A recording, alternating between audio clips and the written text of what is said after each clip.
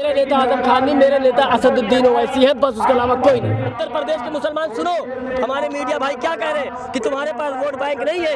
आज ये समझ लो इस चीज को कि तुमने अपनी सियासी ताकत नहीं बनाई, तुमने अपने आप को मुत्तहिद नहीं किया, तो आज तुमसे कोई गठबंधन करने को तैयार नहीं है।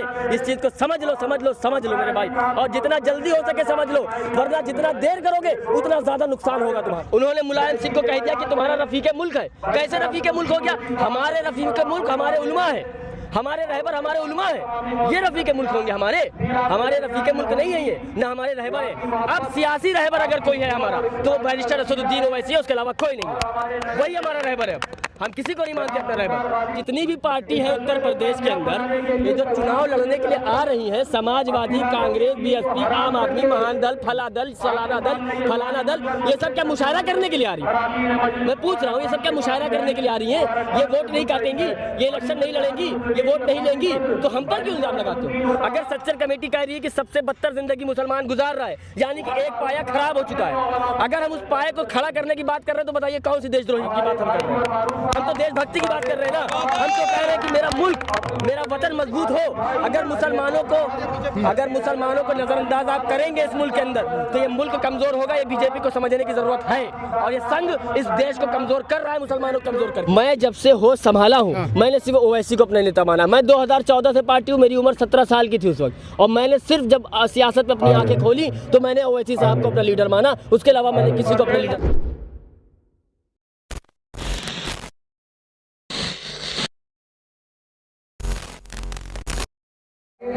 IMIM की लगातार रैलियां हो रही हैं, लेकिन कैंसिल भी बहुत हो रही हैं। ये देखिए, आप ये यहाँ से एक बात समझिए कि हमको जो कहा जा रहा है कि आप बीजेपी के एजेंट हैं, आप बीजेपी के लिए काम करते हैं, तो ये क्या ये समझने की बात नहीं है कि हमारी रैलियों को परमिशन नहीं है, हमारी नुक्कड़ सभाओं को रोका जा रहा है? तो इससे अब क्या साबित करें हम लोग, बताइए।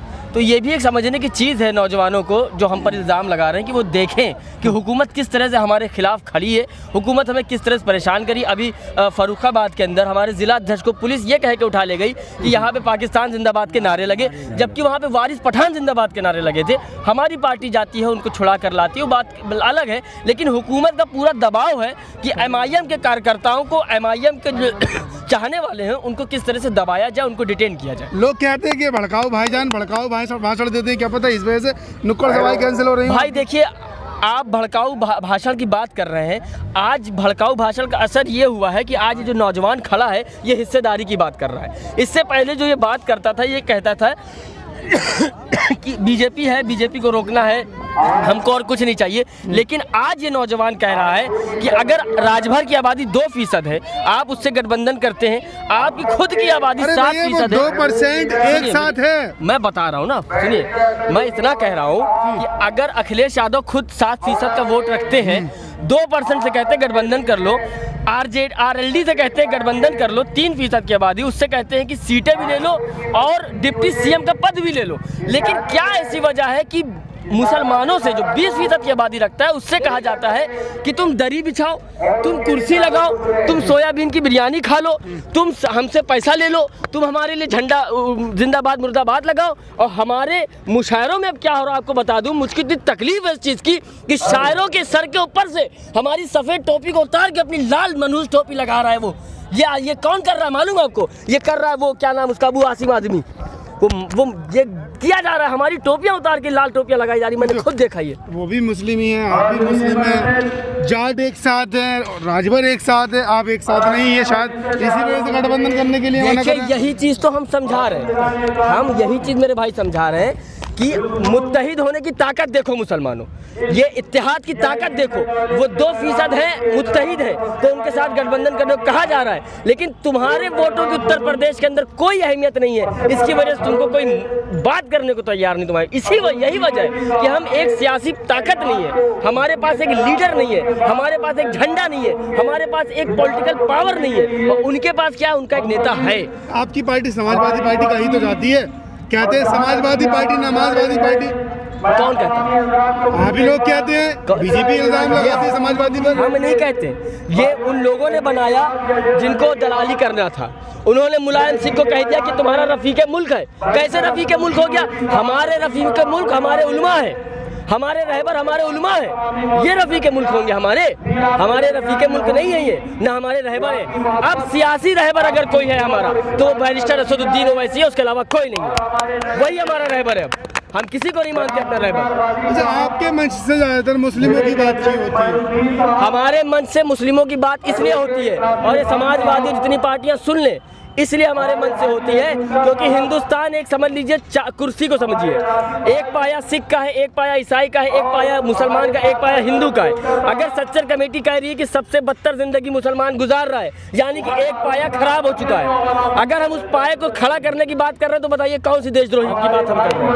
हम तो देशभक्ति की बात कर रहे हैं ना। हम तो कह रहे हैं कि मेरा मुल्क, मेरा वतन मजबूत हो।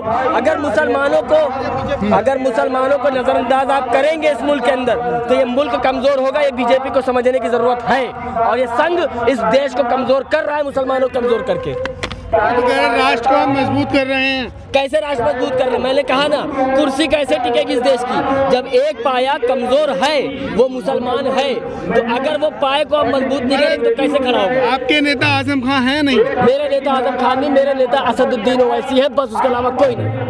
पहले तो आप ही लोग कहते हैं कि मैं कभी नहीं कहा।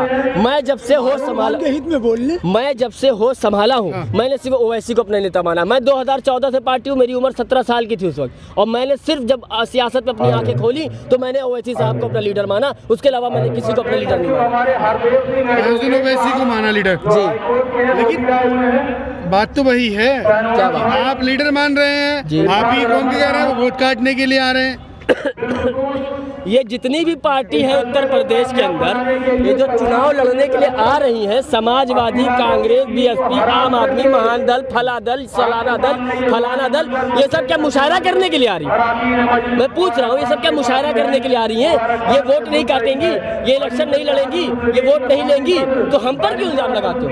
हम तो देखभाल के चुनाव लड़ते हैं, बहुत दानिशबंदी से चुनाव लड़ते हैं कि हम कहाँ पर क्या कर सकते हैं, पूरा डिटेल के बाद चुनाव होता है। ये क्या करते हैं पता है? आपको बता दूं, जहां पर मजलिस मजबूत होगी वहां पे ये लोग मजलिस को हराने के लिए बीजेपी को जिताएंगे। आप देख लीजिएगा इस चीज को। इनका ये काम है कि मुस्लिम का आदत ना खड़ी हो जाए। वो तो ये कह रहे हैं कि जितने भी बीजेपी को रोकना चाहते हैं हमारे साथ आए। कौन? अखिलेश यादव ना। तो फिर काहे के लिए उन्होंने कहा कि मजलिस से गठबंधन नहीं होगा? 2% से करोगे, 3% से करोगे, महान दल, फलाना दल सबसे करोगे, लेकिन 20% किसके पास वोट बैंक नहीं? हमारे पास वोट बैंक नहीं ना। आपने बहुत अच्छी बात कही। और ये उत्तर प्रदेश के मुसलमान सुनो, हमारे मीडिया भाई क्या कह रहे हैं कि तुम्हारे पास वोट बैंक नहीं है।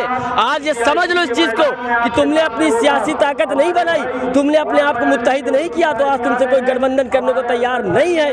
इस चीज को समझ लो, समझ लो, समझ लो मेरे भाई, और जितना जल्दी हो सके समझ लो, वरना जितना देर करोगे उतना ज्यादा नुकसान होगा तुम्हारा। लगता है अकेले चुनाव लड़ना है, कौन सी ऐसी पार्टी जो आपसे गठबंधन कर लेगी? आज कानपुर की जनसभा है और सूत्रों से हवाला मिला है कि आज इंशाल्लाह आप कुछ नया यहाँ पर देखेंगे। हो सकता है कि यहाँ पर कोई नए समीकरण बनाए जाए। अभी मैं इस मुद्दे पर आपसे कोई बात नहीं कह सकता एक पार्टी का जिम्मेदार होने के नाते।